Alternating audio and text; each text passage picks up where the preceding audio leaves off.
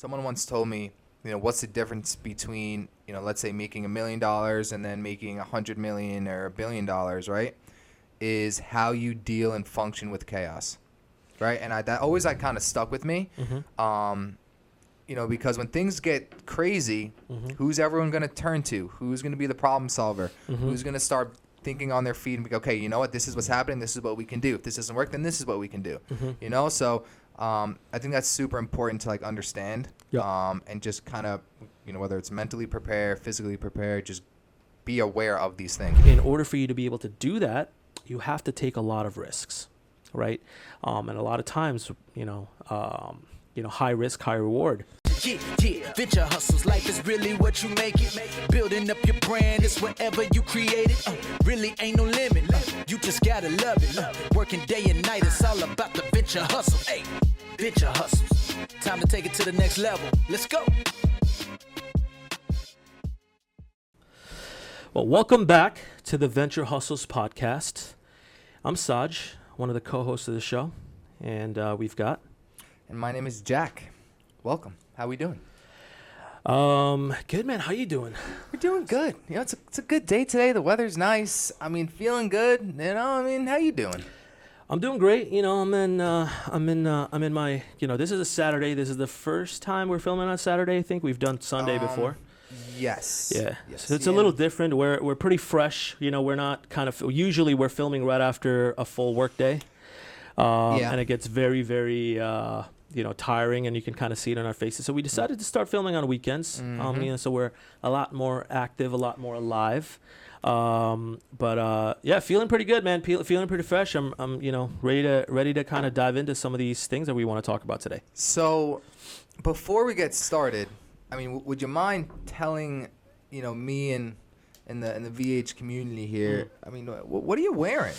I got a little hoodie action. I got this in the mail the other day. Okay. And I instantly knew what it was. Okay. So, for people that are in the NFT community, everybody knows Bored Ape Yacht Club. And Bored Ape Yacht Club did a collab with Adidas. And Adidas was entering the metaverse and launching their first NFT project. So I bought their NFT. So it was a Bored Ape collab with, G Money and, Punks and Adidas. So it's all four of them. That's what it is right here. That's Bored Ape. That's Punks. That's Adidas. That's G Money. Part of holding that NFT, you get a lot of free perks. One of them was this free hoodie they shipped me. Love that. And there's a bunch of other things. I got a tracksuit, a yellow banana colored tracksuit. You gonna wear that on the next EP? No, I don't know about that. Why? I don't know about Why? that, champ. Rock it. Oh my God, I look like a giant banana, dude. So out of place. You know what, man? Maybe. I'd love to see it. But so I know we want to talk about a couple things. Why don't you kind of start us off here? Yes, sir. So we are talking about taking risks to grow your business. Okay. That's the main topic today. And basically, if you've got a successful, business or a brand, as we know, and I've experienced, at a certain point you're going to hit a plateau. And plateau is in, not like a bad thing. It's more of like things go stagnant and steady, and you kind of go through the same cycle every day. How do you take it to the next level in order for you to be able to scale and grow? And I think in order for you to be able to do that, you have to take a lot of risks, right? And a lot of times, high risk, high reward. So that's what they say. It's very true. At least in our experience. So For sure. I think that's what we're going to be talking about today.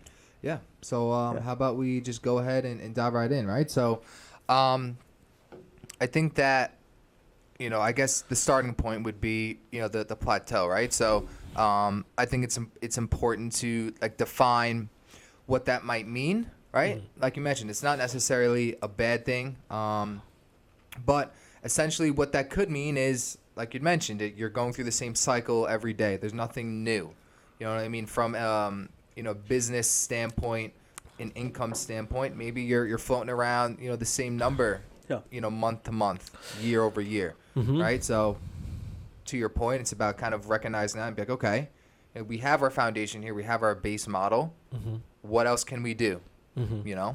Yeah, I think that's exactly what it is, right? Yeah. So, like, let's use a live example, right? Let's say you start a marketing business, and it's like a digital marketing or an email marketing business that services different clients and different. It's like B2B, let's say.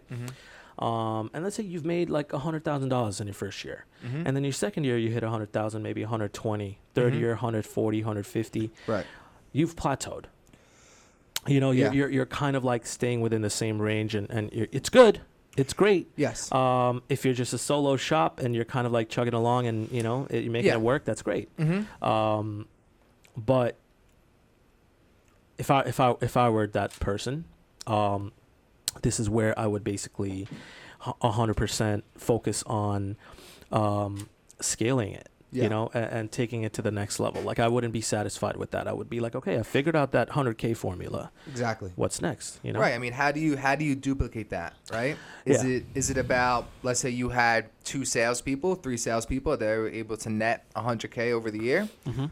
So now is it about scaling the salespeople? Right. Because let's say just simple math, right? 2 salespeople equate to 100K. Does that mean 4 equals 2 and then 6 equals 3? Or does that mean that you kind of squeeze the juice, out of the lemon already? And you need to start introducing maybe additional services to your existing clients and then to new clients that you'll eventually onboard. Yeah. I think that's a good way to look at it. Yeah. I think there's so many angles, right? Like there's like, okay, you could scale your sales output. Right. You can bring in more people that would basically help you build and replicate what you're doing and scale that, multiply that, essentially. Right. That you could also scale your incoming output, like incoming leads, right? Let's say this is true. Let's say you've got a sales team of like 2 or 3 and you've plateaued at 5, 6, 700K, right? And what do? And then you basically start focusing on more leads and then scale the team with that. Right. So that's just like one option. I think that's kind of like the main, like that's one, let's say, main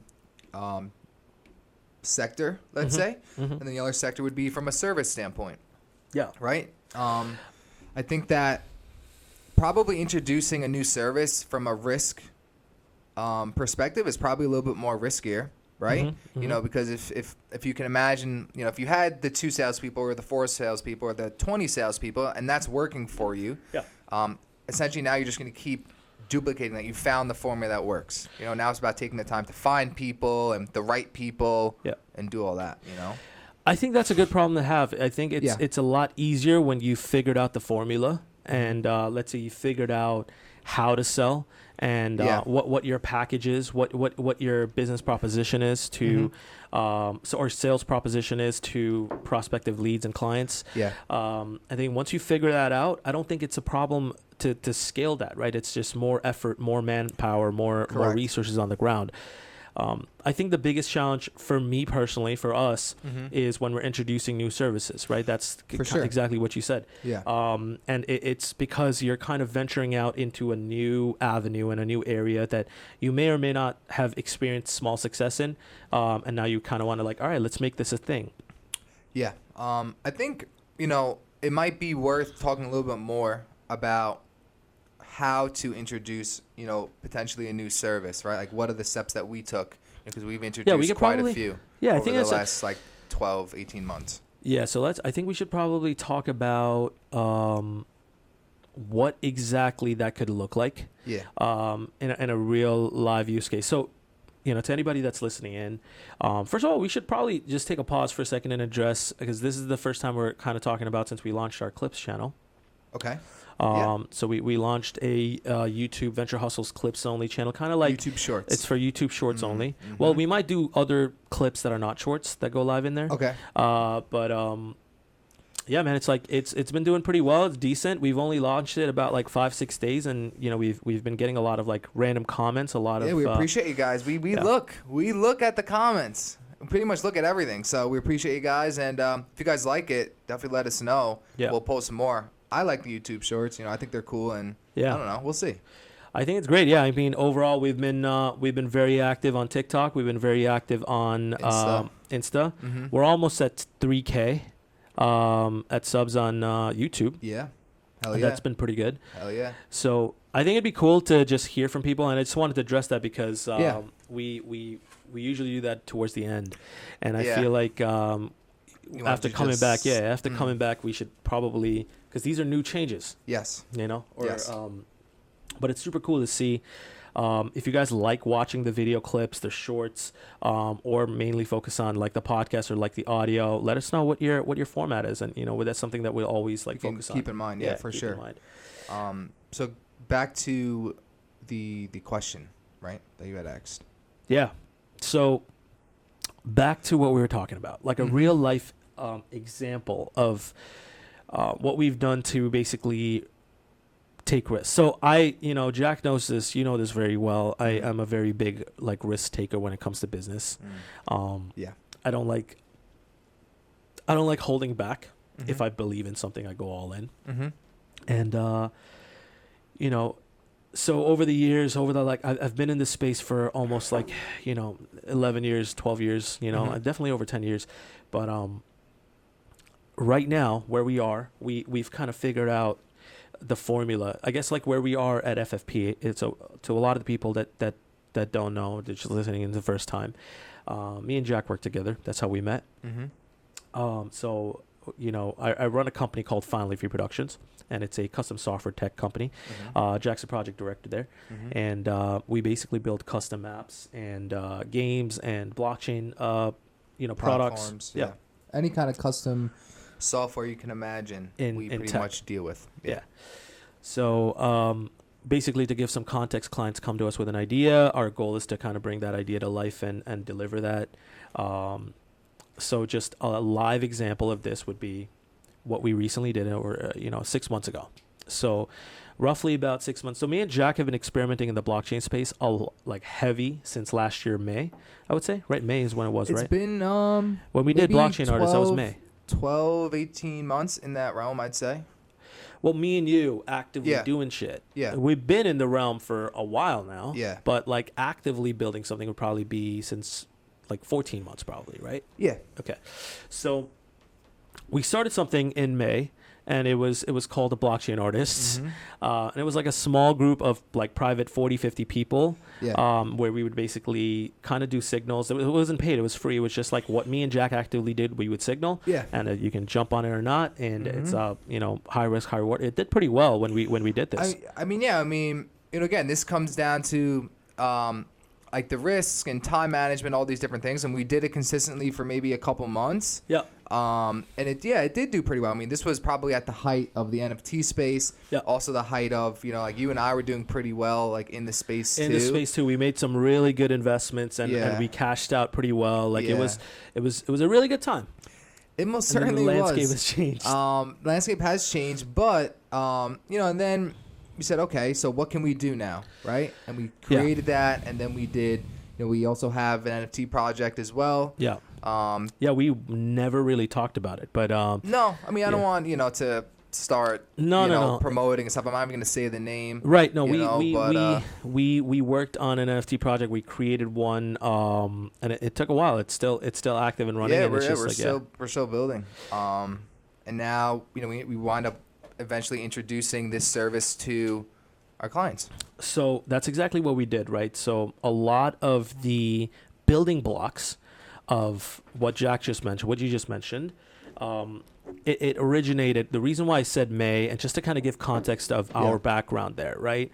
When I take risks, I like to fully immerse myself and educate myself on all of the possible outcomes. And what I mean by that is I do my research to make sure that nothing kind of falls through the cracks as much as possible, at least in the initial stages. So in this case, it was a very in-depth research. Like it was like we did multiple waves of it. We actually spent a lot of money into it. Yeah. And a lot of it was the goal originally why we did a lot of this, at least with the NFT project, was to get familiar, understand, actually like get our hands dirty with the smart contracts, the code, the design process, the marketing process, and then introduce something to the Finally Free Productions clientele and customer base. So the biggest risk there was all of the work that we put in prior to. Well, yeah, I mean, and when you're in an industry where like you're not just selling the same thing over and over and over again, and it's custom every time, whether it's custom clothes, custom software, food, all these different things where you're not just rinsing and repeating the same exact product. Every time you do it, typically you just learn something new. There might be bumps and bruises along the way for a particular item or project because it's different every time, and that's also part of the same risk. When you're introducing a new service, you want to make sure that the clients feel confident that you can deliver, but then you and your team need to be on point, being able to solve problems like efficiently, and then ultimately delivering, the service with high quality, as you had originally promised. I think, especially for me, that's one of the biggest like actual risks, right? Because if you have salespeople, if you're a salesman, you can probably sell. That's not the issue, right? The issue can potentially be delivering that service in the time frame that you mentioned for the cost that you mentioned, and then again preserving quality. Yeah, I mean, for us, like so a lot of people, and I did this personally back in the day, was where I would sell an idea before actually testing out if the solution could be possible or not. Does that make sense? Yeah, for sure. And It's a pipe dream. Well, no, not really. It would become a reality after it would close. Okay. And then I would do anything and everything, like as a service idea, not like more of like, oh, this is no, not a pipe dream, but more of like, there's a service, I know I can deliver this, I just haven't tested it yet. Okay, that's what I meant. So in let's say Final Few Productions case, what we just recently did. Yeah. I mean, we're significantly further along than a lot of these early thoughts and ideas and these stages we were mentioning. Well, I mean, this is close to a year ago now. I mean, we've done quite a bit since then. Well, more so, just the resources and the teammates and the designers and the developers we have on our team. It's pretty. They're pretty experienced. So we basically, one of the first things that we did, just to kind of give a direct example, right? In the NFT world, you have to build something called a smart contract, right? And we did an episode on this. We explained a little bit. We touched on this. Yeah. Now, a smart contract is basically custom code written to make, an NFT project go live and be able to have people buy and mint, the NFTs. One of the first things that we did before we even sold a single project or closed a single client deal was we created a test smart contract. We actually created multiple, right? We did one with the NFT club and the membership NFT, and then we did with the FSF, right? That whole process. Well, yeah, I mean, it's about testing, the team as we're hiring new people for our team, seeing what their efficiency and competency is on the particular, topic. And then okay, it's two different things, saying you can do it and then actually doing it. Yeah. Right? That's what it comes down to. So, yeah, I mean, back to what you're mentioning, just testing it, having it be successful. It's like, okay, now I feel comfortable. Let's do it. Well, this is the reason why I say this, dude, is because like it varies, right? This is a direct, this is a main factor of like how we do things differently now, right? Yeah. Because what I did back in the day, like years ago, would be, let's close this deal and then we'll figure out like servicing this later, without knowing how technically feasible this would be or not. Now we spend maybe 2 months in just R&D and actually coding. We spent thousands of dollars on testing it without making a single dollar on it. And then we started packaging it. We started creating the marketing promo material. Well, then there's the branding. Marketing. That's what I was just going to say. Then there's the marketing, right? So what marketing way is going to work? What do we have to change? What's working? What's not working? What kind of leads are we getting? Are they the leads that we want? Are they leads that we don't want? Are they closing? How quickly does it take for them to close? Yeah, I mean, what's the cost? How much is going to be the labor cost for us to be able to actually execute? What's the profit margins looking like? How much is it to generate these leads? And, what's the percentage, win percentage and the drop-off rate going to be? So a lot of that was experimental for us from January all the way till April, right? We didn't even go live until, I would say, fully until end of March and April till right now. So really just like 1 quarter, Well, yeah, I mean, and with all these things that like Saj is mentioning, like that is where the real risk is. Yeah. Right? The real risk is you're going into and you're starting to offer something where at the end of the day, right, in February and March, we had our process and, essentially the product kind of ironed out, right? But then it's like for the marketing standpoint, we think that based on our research in the couple months that we did, this is something that people want, are looking for, it's in demand. Yeah. But then again, the real risk is now you're going to actually start spending additional money for the marketing. I mean, that's a big deal. I mean, if you don't do it right, you're wasting 100%. so much. We did. Yeah. We did for a while. We you know, just to kind of give a perspective, we wasted a couple $1,000s, and I would say we've in the first 2 months we've probably, I wouldn't even say waste, right? It's like an experience. It's a test, an experiment. An experiment. So first 2 months was really just an experiment where let's say we spent $6,000, right? Yeah. Just as a number. I don't really remember if that's exactly what it was. It was floating. Maybe around. similar, right? Out of which I would say over 50% of it was burnt, just purely off. If not more. If not more, yeah. Just purely off of trial and error, baby. Trial and error, and then we hit the mother load because of that. And you know, you also got to be able to know where your dollars would be spent best, right? Try to risk mitigate as much as possible. Yes. But 100% like this. Okay, the last time we did something like this was a similar thing. And this was when we were originally first scaling and building the sales team. And that was like a $30,000-$40,000 experiment. Like I call that an experiment. Yeah. And then we did another one, right? And before that, it was the prototype. After that, it was basically this. This is also similar cost range, right? Like experiment. This was a really good experiment for us that turned out pretty well overall, outcome-wise. Yeah. But now we're in a stage where we're plateaued and we're scaling. Yeah, I mean, and I think, if you're a business owner or even someone that is wanting to start a company, Saj and I, we do the research, right? We talk about what we want to do, and then, normally when we're close to hitting that, that green go button, it's like, okay, are we ready to start breaking shit? Yeah. That is verbatim what happens. Are we ready, right? Because you have to understand. That's literally. That's what it is. I walked into Jack's office, and I was juiced up. Yeah. I was fired up. Very fired up. Because we saw the initial experimental results and the outcome. So quickly, I'm so sorry. Yeah. When you're doing things like this, like ultimately what you're looking for to kind of give you some indicators to keep going is your POC. Right? Is your proof of concept. Proof of concept. So at this time, we establish a proof of concept. Saj comes into my office. Go ahead. So we've established a proof of concept, and it wasn't just like one thing, right? It was a couple closes. It was good. Right? Yeah, it was really good. Yeah. And it was packaged well. It was easy for us to execute. We encountered no problems.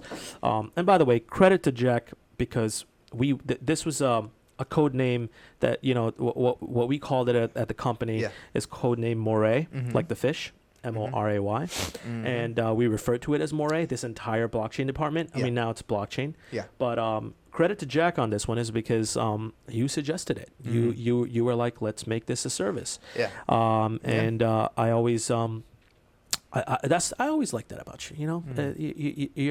We kind of have similar traits where you're not afraid of taking the risk too. Yeah. And you knew how risky that world was going to be. Yeah. Granted, you don't have a direct financial liability of taking the risk, but you always had your best interests, right? Yeah, for sure. But we made it work, and we did more than make it work. And so I came into Jack's office after we got the POC, and I was fired up, and I was I was actually crunching numbers and looking at how we could scale this in a very short term and then actually make this a viable service and then branch off to the other departments of the blockchain, right. And that was what we did.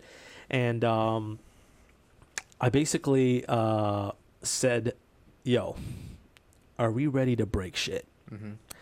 And these are the risks involved. Like when we open the floodgates, we're going to get like hit with tons and tons of clients wanting us to build their projects and reaching out and blah, blah, blah.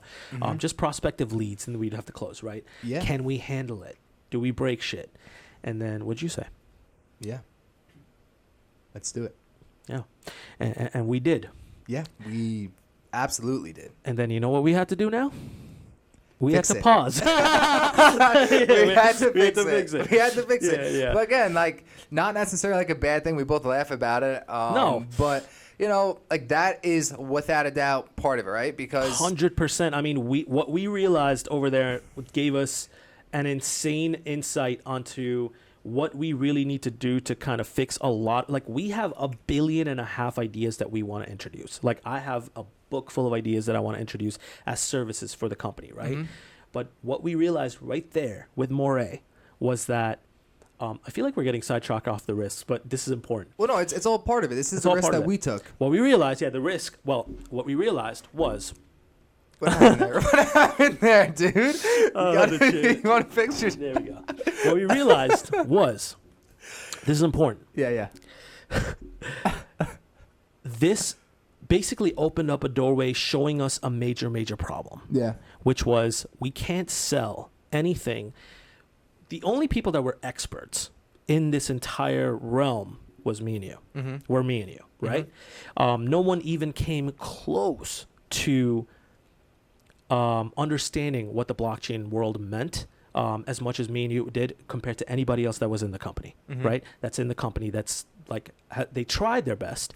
Yes. But what we realized that we have something really good and it works, and we're selling it to clients at a really good rate, and also being able to turn it around really fast, like under a month, which is rare in our world of custom tech. But we basically realized that we need a custom learning management like system and software, which was basically training our team with a more thorough, in-depth software that is what's being used in the modern day and age in like corporate offices and like actual legit companies that scale businesses. So now basically we are training our team with a very high-tech solution for every service that we introduce. So we had to take a pause because shit was breaking and we had to fix it. Well, yes, without a doubt. And I would say, like, you know, hot tip, right, for anyone that wants to do, like, introduce some sort of service, right, is whether you have 3 people, 10 people, 50 people, 100, however many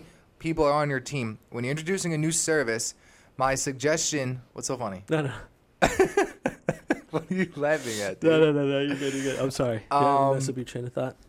I guess what I'm getting at is... Let's re-cue the hot tip up. Hot tip. Okay, here we go. Yeah. Hot tip, right? Hot tip. If you're introducing a new service, whether you, no matter how many employees or however big your team is, you always, when introducing something new, always want to start super small. That's what it comes down to. You don't want to be training 20, 30, 50, 100 people when you don't even really know if it's going to work. Start with a very small selective team, whether it's 2 people, whether it's 4 people, 5 people. It's much easier that way. Get your proof of concept. Be okay, confirm, all right, you know what? This is something that we're going to introduce. And then that is when you introduce it to the entire team as a whole, because by that time, you'll understand what works, what doesn't work. And then be able to train them properly so they can effectively, you know, sell the product, and then, you know, you can hit your metrics, goals, et cetera, et cetera. 1,000%. I think just to kind of give a little bit more information to kind of piggyback off of what you're saying, what Jack really means is if you've got a team of, let's say, 10, 20, 30, 40, 50, anything more than like 10, and like this, let's say your sales team is pretty like whatever it is, right? It doesn't really matter. Do not, and you're introducing a new service, don't have everybody sell it without testing it with just 1 or 2 people first. Yeah. Keep it very tight and just experiment. Yep. Control your dollars. Do it at a very small scale first before you kind of open the floodgates to everybody else. Yes. And make sure that everybody else is properly trained.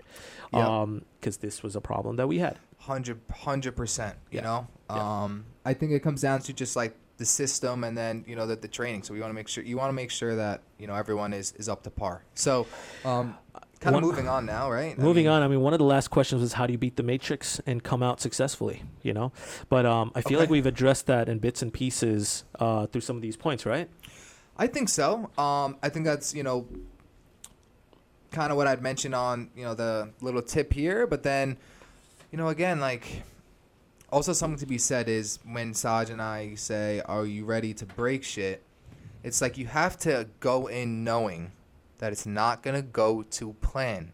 You have to be thinking on your feet, be a problem solver immediately, expect chaos, right? I mean, one of the things someone once told me what's the difference between, let's say making $1 million and then making 100 million or $1 billion, right?